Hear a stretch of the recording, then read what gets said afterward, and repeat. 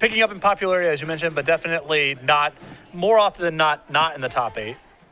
Blue-red Painter and Slivers. This is possibly a debut. Possibly. It's definitely been a long time since we've seen this deck in the top 8. One thing to note, too, is that we aren't seeing really any of the Stoneblade decks here in the top 8 right now. Only one Stoneforge Mystic strategy. We don't really see a lot of that. And then Combo Elf has been very popular in the Open Series circuit, and we don't see any of that here either. Which is odd. Yeah. I would say we've been clipping it one or more in nearly top 8, every top 8 for a while now. Spitzer versus Leaf. Both players can lay out their opening hands. We'll be underway here in just a moment.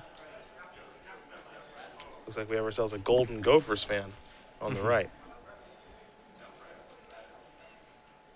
See what Craig can find for his opening hand. This is a deck that does mulligan pretty well.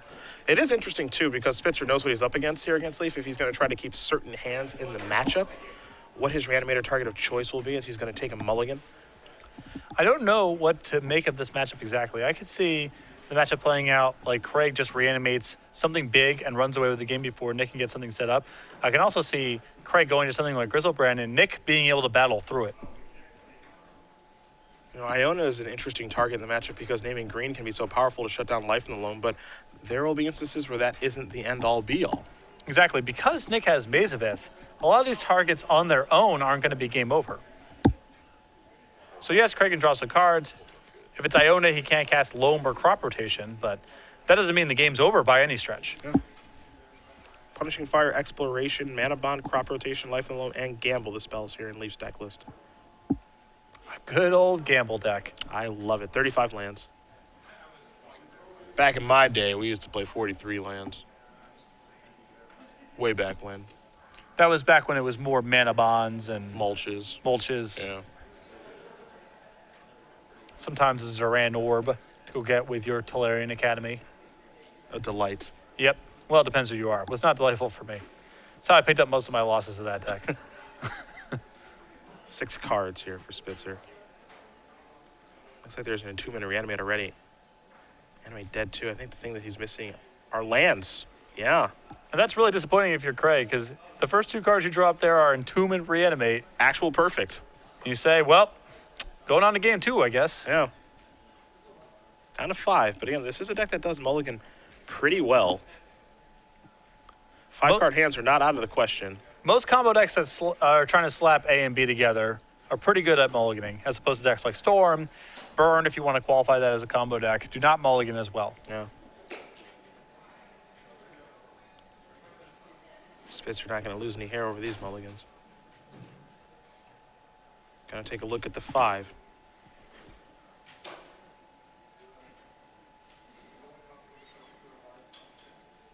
Let's see if you can find something better. Lands are a good place to start. Lotus Petal, Polluted Delta, Reanimate, Thoughtseize, and a Force of Will. An acceptable 5-card hand. It is missing a way to get something into a graveyard, but on 5 cards, this will have to do. We'll sacrifice Polluted Delta. Interested to see what land he does search up. Any basics there? I would imagine he has a swamp, and he does, yes. Okay. He has 4 underground seas, a swamp, an island, a bayou, I would assume for Abrupt Decay in the sideboard, which that's the case, and then fetch lands besides. Yeah, very risky to search up Underground Sea now because of Wasteland and he's on a 1-lander, though he does have a Petal for a quick shot in the arm. That's why I like getting the swamp, because the petal can provide blue mana, and since you already have the Reanimate in hand, it's not like you need that much blue mana, likely only 1 spell. There's a Thoughtseize. Let's see what Nick Leaf is working with. Outside of, obviously, a lot of lands. You see a Gamble, Punishing Fire, Mana Bond, along with a Mox Diamond, Maze of Ith, a Taiga, and a Wooded Foothills. And Wayne, Zach, Raph, come up to the stage, please. I am probably snagging that Gamble. Yeah, normally I like taking Mana Bonds from this deck because it makes it so much more explosive, but there's not that much action going on here if you take away the Gamble, because I believe Nick's plan here is to gamble, go get a Loam, play Mana Bonds, dump your hand, and then start dredging Loam. If you remove the Gamble from the equation, he can't do that. And because there's a Mox Diamond in Nick's hand, I think the Gamble for Loam is already pretty threatening. Yeah. He can start getting something going really fast here. Now, the way that I would look at this hand is I wouldn't look at that card as actual Gamble. I would look at that card as a proxy for Life in the Loam. Exactly. Except one without Dredge. So yeah. very juicy to get out of his hand. Looks like he may be leaning that way. Again, I understand the instinct to look at mana bonds because when mana bonds is in a land's opening hand, usually the deck functions on a very different level. But Nick's hand does not do very much in the absence of that gamble. Leaf will draw a card for the turn. Did not get a great look at it, but we know what he's got outside of his draw step. See how he wants to move forward here. If he does want a mana bond or not this turn. Looks like he's going to start with a Taiga. There's an exploration, so that's the draw step. And exploration is sort of the best of both worlds here. It is a lot of the acceleration that mana bonds would provide without having to commit his entire hand. There's a second land for the turn. And pass the turn back. No Maze of Ith just yet here. Pluto Delta the draw for Spitzer. We'll play that. Again, the hand for him is Reanimate, a Forcible, and a Lotus Petal. So back to Leaf we will go. Leaf will draw a card. Didn't get a great look at it. Did look like a land.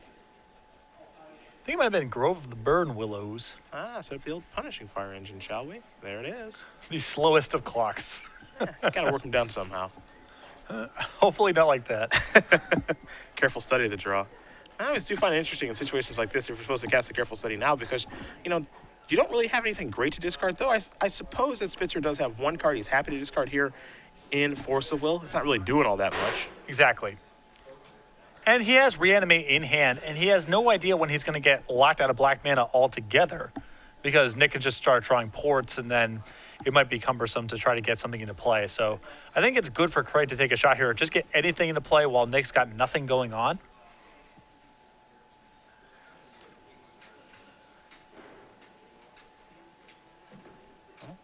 We will carefully study.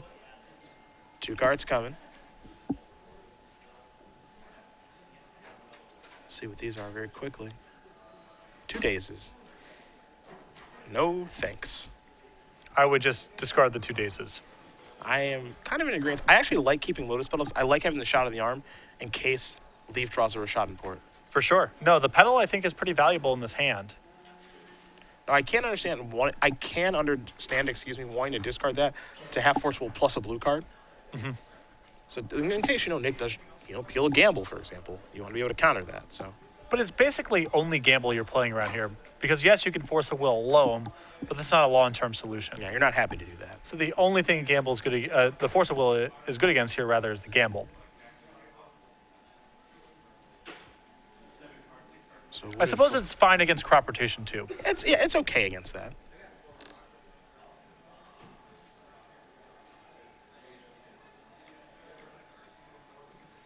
Leaf is going to cast Punishing Fire. We're going upstairs. This is the literal and figurative slow burn right here.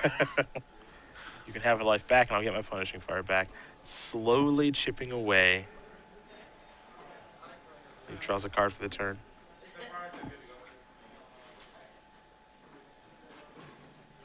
But now Rashad Port's a very dangerous draw if you're on Craig's side of the table. Yep. He's done a nice job to minimize the effect of Wasteland with the 2 basics. But as you mentioned, Port is definitely scary now. Leaf's going to play his Maze of Ith. Has not used his Mox Diamond yet, taking a look at the bin. There is the Diamond now. We'll discard Verdant Catacombs. That was his draw for the turn. He'll just pass the turn back. Brainstorm is what Spitzer has found.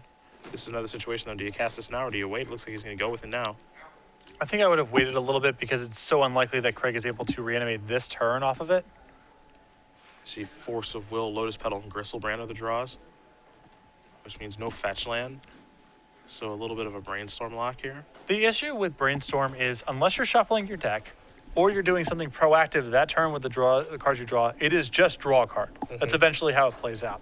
And because of the nature of Craig's hand, it was very unlikely that something much past that was going to happen. He would have to draw a fetch land and be willing to keep it, or find some unlikely sequence of cards that would allow him to reanimate that turn. This is a Punishing Fire, the slow burn, as you put it. Boom. Take that. One ya.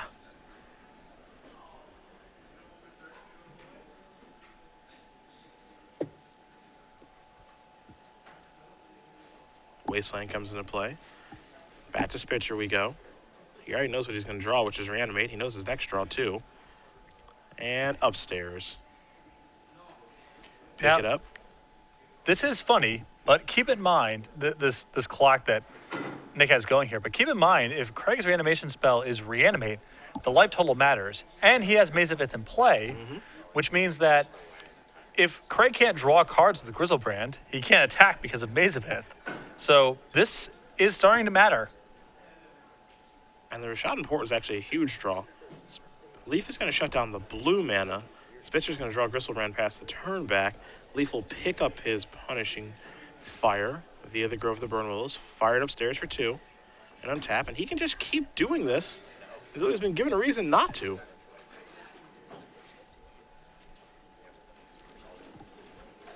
And Spitzer's in a pretty bad spot right now. I love games like this because I feel like I always have to give the disclaimer to the people watching at home. If you're not familiar with Legacy, you have to believe me, these are powerful decks. They are, yes. You're not really seeing it. Here's a life from the loam. Tommy top deck there. So a couple fetch lands going to go back. Verdant Catacombs and a Wooded Foothills. Foothills going to come into play, as will the Verdant Catacombs due to exploration. That's why he's able to play 2 lands in 1 turn. And just pass the turn back with the Port activation here to shut down the blue. Entomb is the draw. And now you the mentioned Port. it. Well, he can go and reanimate anything he wants to now. And I would imagine that if I were in Craig's position, I would want to go get Tidesprout Tyrant. Looks like he's just going to pass the turn back, though. Going to sacrifice both these fetch lands. We'll leave. Well, I suppose that Craig can't actually reanimate at this point because he doesn't have the life total. Yeah. He could get Iona and name Red, I guess, but that's not a solution long term against Maze of Ith. Nope. Nick's going to be able to overpower that now that he has Loam going. 2 lands come out, Taiga and a Forest.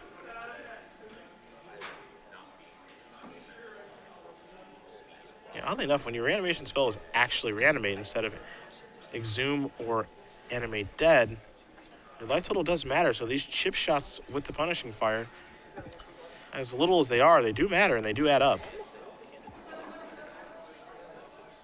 And just pick up the Punishing Fire, fire away for 2 more. And Craig doesn't have the mana to go through Exhume, so he probably has to go through Reanimate. And Dredge Loam here. 1 is a Dark Depths, 2 is a Thespian Stage, 3 is a Mana Bond. Now the pressure's on from a different angle. He can just put Thespian Stage Dark Depths into play this turn because he gets to play 2 lands in 1 turn. So this is putting Craig into a spot where he has to start fighting over Loam, and that's a disaster because that happens every turn. And it isn't even talking about the issue that he's having with Punishing Fire right now. Yep. It looks like Spitzer is going to cast a Force of Will on this Life in the Loam, targeting Depths and Stage. We'll remove Daze. So Loam will not resolve this turn, but as you mentioned, this is something he has to stave off every turn now. And now I feel like if he has any shot in this game, it has to be through Tidesprout Tyrant. Yeah. If he rips an Exhume, he can get into play, and then he maybe can get this turned around, but he has to draw Exhume now. Looks like he's considering Iona at this point, though. Yeah, I have an issue with Iona here because Craig probably can't beat Nick just casting green spells for the rest of the game, and he probably can't win the game if Nick's not allowed to play red spells for the rest of the game. So I think he has to cheat the board altogether and go get Tidesprout Tyrant to have a shot here. The problem here is that it does cost 8 mana. Oh, he has to draw Exhume. Yeah. He needs to. He gets ported here. If he draws Exhume, with the pedal in hand, he can get into play. There's the Black Source down now. Take a draw. Force of Will. That allowed him to counter Loam another turn. So that's a small victory. Pass the turn back. Pick up the Punishing Fire here. And shoot you for another one. Put you down to 7.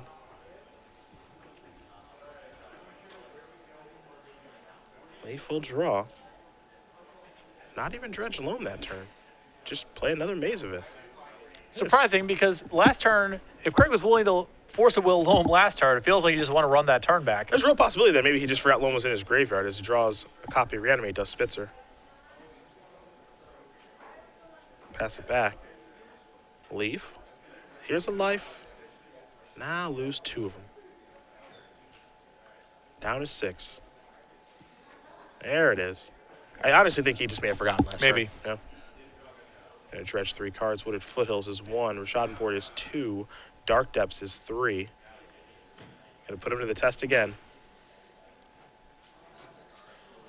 Just gonna figure out the best way how. Doesn't need Wasteland. So here is Life in the Loam. Targets need to be declared with Life in the Loam before the spell does resolve. So Leaf will declare his targets with Loam. Looks like a Stage, a Depths, and a Port. 3 pretty nice targets. And Spitzer will have to Force Will this too. So he's gonna go down to 5 now. As the Punishing Fire keeps chipping away. Somebody needs an Exhume. Get rid of this. Take a draw. Gristlebrand. And I like that turn from Nick there, switching around and going after black mana, because Craig needs to reanimate very soon to win this game. So it seems smart to prioritize cutting him off of black mana instead of blue. Punishing Fire goes upstairs. Spitzer down to 4. Leaf will dredge. 3 cards going to go to the bin. Stage is 1. Gamble is 2. Wasteland is 3. Let's do it again. How about this time? That will resolve. Targets, I imagine, are the same. There's the Port, the Stage, and the Depths. And the inevitability here is on Nick Leaf's side. Punishing Fire plus go over the Burn Wolves is a huge hiccup. Port's going after those lands. And we can't forget about Dark Depths, too. Yeah, this is a small thing. I think I would have deployed that Mana Bonds maybe a turn or 2 earlier, once it was clear that Loam was getting established, because, you know, Nick wants to play all of his lands right away.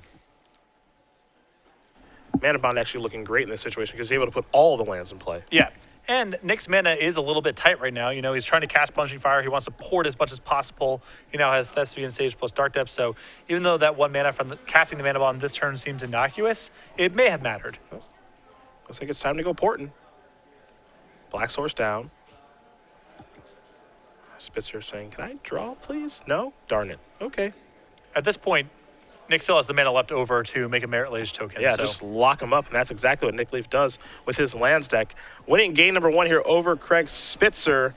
Our 6th seed is up a game. We'll get to the sideboards in just a moment, but we are going to come back here to the booth for our 3-month premium giveaway. I've got the rules. You have the question. I hope you're ready. I have the question. You do have the question. Okay.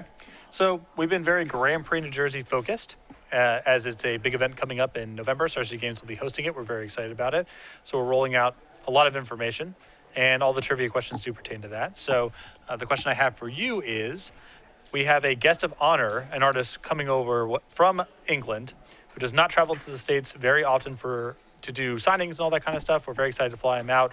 He's recently had a successful Kickstarter, known for iconic land images. Can you name that artist? Hashtag your answer with the hashtag of SCG Premium. Make sure you're following at SCG Live on Twitter. As usual, this is about accuracy, not speed, as we'll be announcing the winner at the conclusion of our quarterfinal round. Just make sure you do that.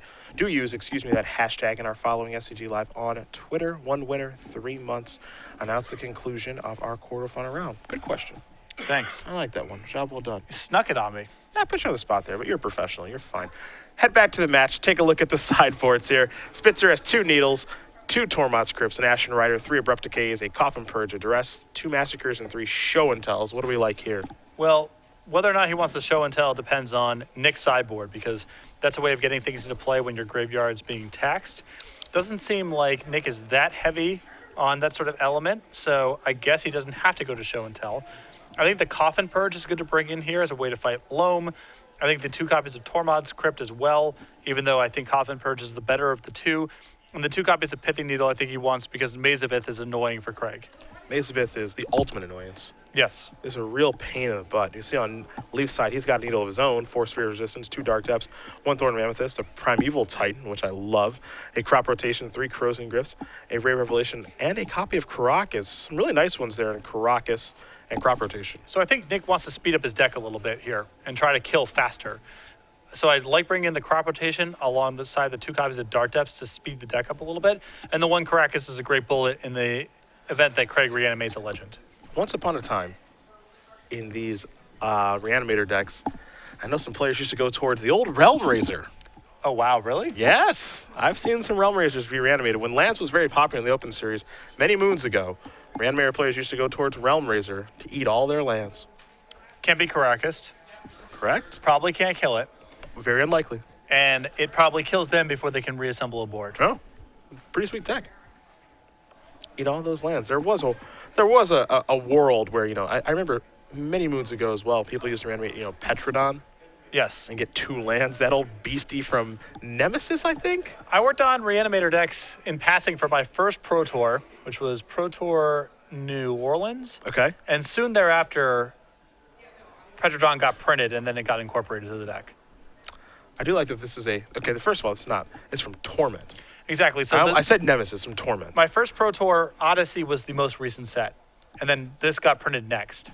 So when we started working on Reanimator for the next Pro Tour and for PTQs, we had a Petrodon. Nice. Because if you just Good get guy, it yeah. on a deck that's playing normal Magic, they're dead. Yeah. Stone Rain them twice and start attacking for 5. I do like that it's creature type Nightmare Beast. Well, there was a cycle of nightmares. All of them that came into play removed something, and then when you got rid of the nightmare, reality returned as you once knew it. That's good flavor right Good there. flavor. Yes. The Nightmare Beast that is Petrodon. I've had my lands when I was a youngster. I had many lands stone rained by that thing. Beautiful. Just good magic. You wanted to play? That's too bad. I was really worried you might take a game action, so I'm going to just take all of your mana or your hand or counter every spell you cast, or it's a different game. Legacy still has a little bit of elements of that, but the creatures that Magic has printed in the last 5 or 6 years are so good that even Legacy is becoming a more proactive format. Of course, our other matches, when we do have updates for you guys, we will let you know. Our 1 versus 8 is Jesse Olsen playing a blue-red painter against Blake Petrell playing Slivers. That'll be, I think, our backup match. We have Anthony Lean playing Jeskai Delver against Michael Horn playing blue-red Delver. That's our 4 versus 5. And then Daryl Feltner playing Miracles against Jake Shue playing Storm. That's our 7 versus 2. So any updates, we'll let you guys know. And what is also interesting about this top 8 is this has the potential to be either very fast or very slow, depending on Indeed. which decks advance. Indeed. We've got Slivers and Blue-Red Painter going into a 3rd game. Slivers putting up a fight. The old meat hooks. Named after the weird art of many of the Tempest block slivers. It's very strange arms, yes. Muscle, Hibernation sliver, some weird art. Sweet art, though. That's the good Sliver art. You don't like the new sliver art? No. I don't like aliens. Not a big fan. Yeah, they do look a little more like Predator, I suppose, than aliens. But Yeah. what they don't look like are slivers. So I don't like the new art that much. Okay. But this is an old topic that the Magic community got very upset about. I'm rather indifferent on these sorts of things. Yeah, I think their art direction is way more polished than it used to be.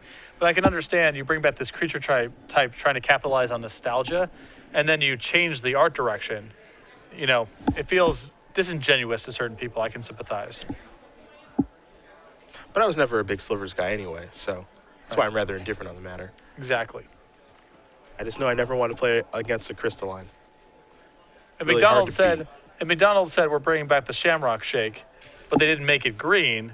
It would feel disingenuous, right? They're trying to capitalize on your nostalgia, and they don't follow through the whole way. Now my question is, would it still be disgusting?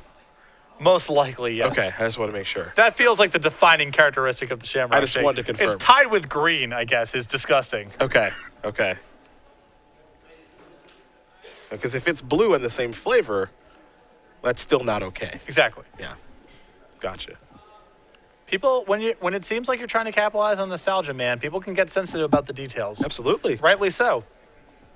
What if that disgusting soda that came back, what is it called? That horrible soda. Surge? What if they changed the flavor of that? People would be furious. What if they brought back Surge and it didn't kill you? Yep. People would be upset. That would be bad. Defining characteristic. Yep. That would be bad. That would not be okay. Got to be careful with this stuff. Craig going to finish shuffling up here. We'll have game number 2 for you underway in just a moment. Very thorough randomizer. That's important. That's a good thing. We've got Storm and Miracles going on to game number 3.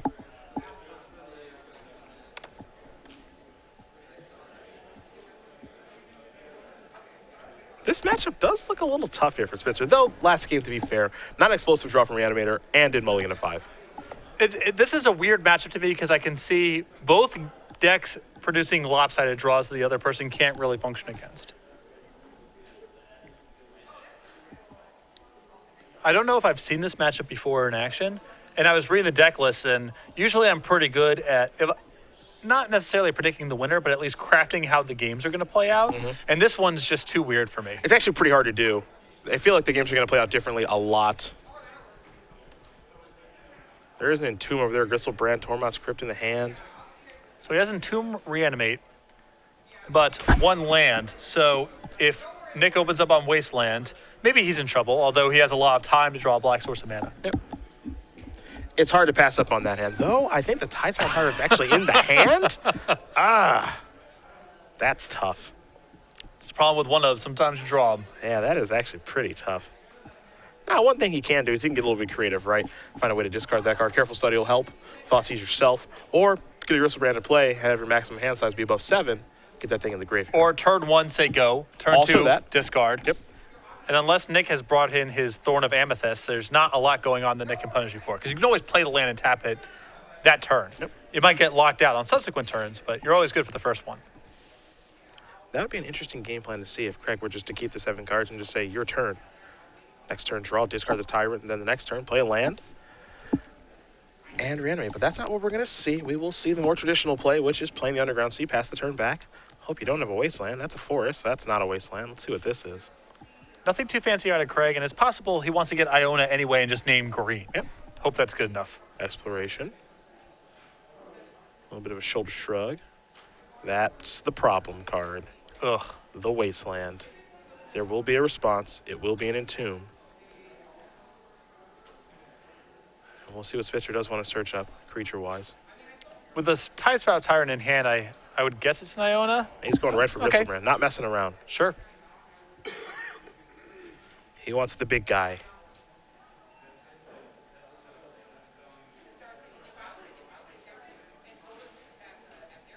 That thing is pretty angry, so. I don't mind this play. He also might not have a lot to follow up a Tidespout Tyrant with, given Iona may not even be a lock from this if Nick plays something like Maze of Ith. So Force of Will was the draw. Here's a Tormod's Crypt. Just to make sure nothing crazy happens. Leaf and a draw card here. Looks like a copy of Exploration. Does have a copy of Crop Rotation, too. Does he have a Bajuka Bog to search up, I think, is a fun question. He actually does. Here's Dark Depths and Tranquil Thicket, so he actually has access to Bajuka Bog to search up at instant speed. Yikes. another anti-graveyard card drawn here for Craig. But Nick not even with Loam going. Yeah, he might have too many of those, potentially. Got a Crypt and a Purge? No, I think he wants all of it. Okay. It's hard for lands to do much of note when they don't have Loam going. This is just an odd game because Craig does not have mana. Well, as you felt, there are going to be a lot of odd games here. Yeah.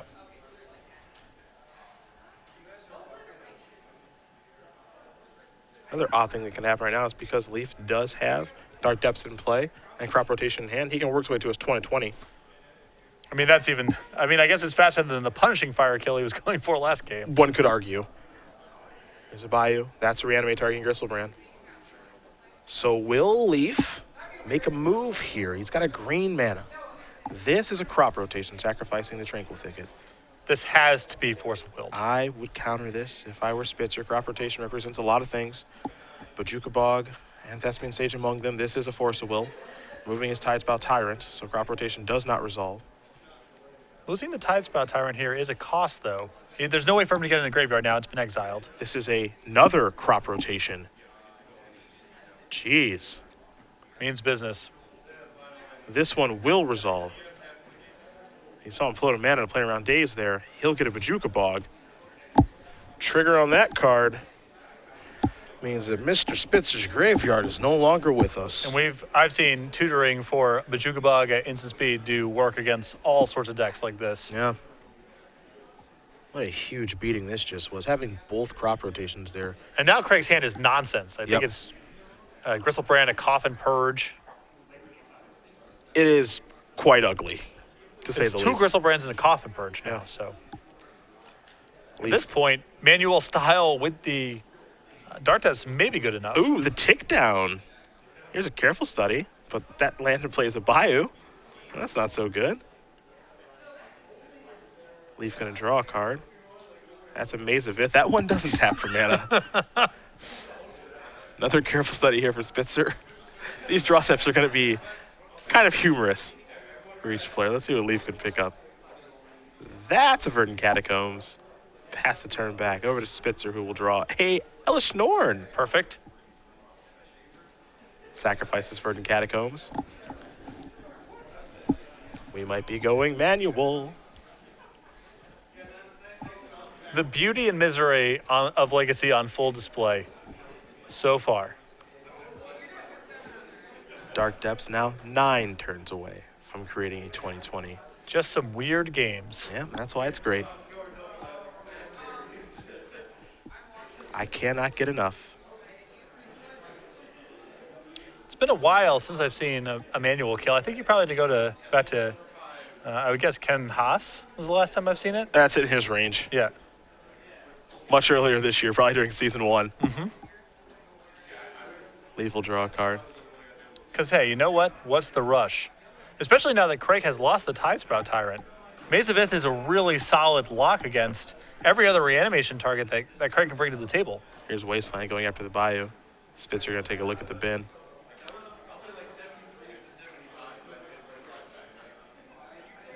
Considering maybe a Tormod script, but No real rush. He can always encrypt whenever he wants to. also has Coffin Purge in hand too, so may have thought about casting that, but none of the above. Back to Spitzer we go after drawing a Thoughtseize. Take it on down. Grove of the Burn Willows. Leaf gonna take a look at his graveyard really quick just to make sure there's no Punishing Fire down there. It doesn't look to be. Back to Spitzer we go. Animate Dead the draw.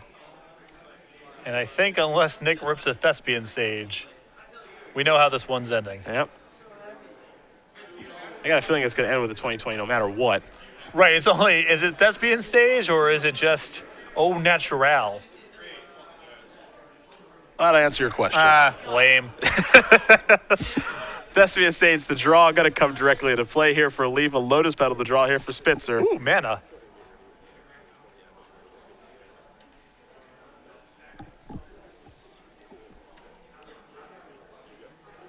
Though I do not believe much to do with it.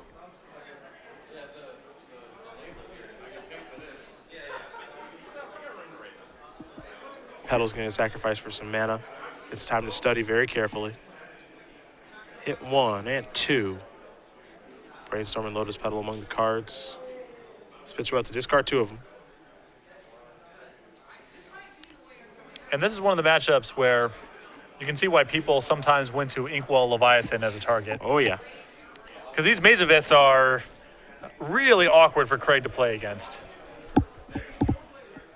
There's another Lotus Petal. Let's try it again, I think.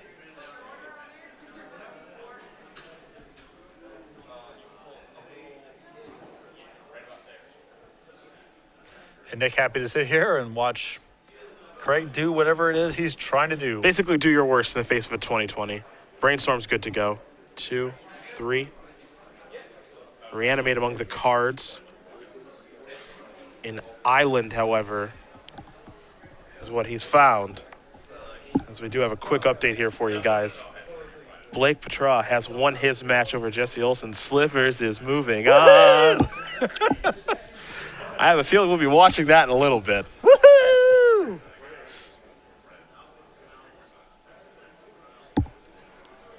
There's the island. This is a careful study. We're going to keep going because we could find a Lotus Petal. 1 and 2. Well, he's already brainstormed, so he knows what's going on here. That's true. Yeah, never mind. Craig just doing the four corners offense here. Until the sweet release of death comes and removes him from the tournament. That'll resolve. Pass the turn back. Maybe you won't make a 2020. Oh, you will? Darn it. Ah, he saw it. 2020. Ooh. Issuing the Jerry Thompson token. It's got the foil token. Yeah, you don't see that very often. Hiya.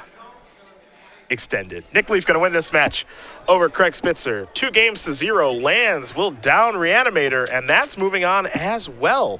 So the underdogs are getting the job done so far. Leaf, our 6th seed, and Blake Petrau, our 8th seed, have moved on so far. And they are opposite sides of the bracket, so we could be in line for a rematch of our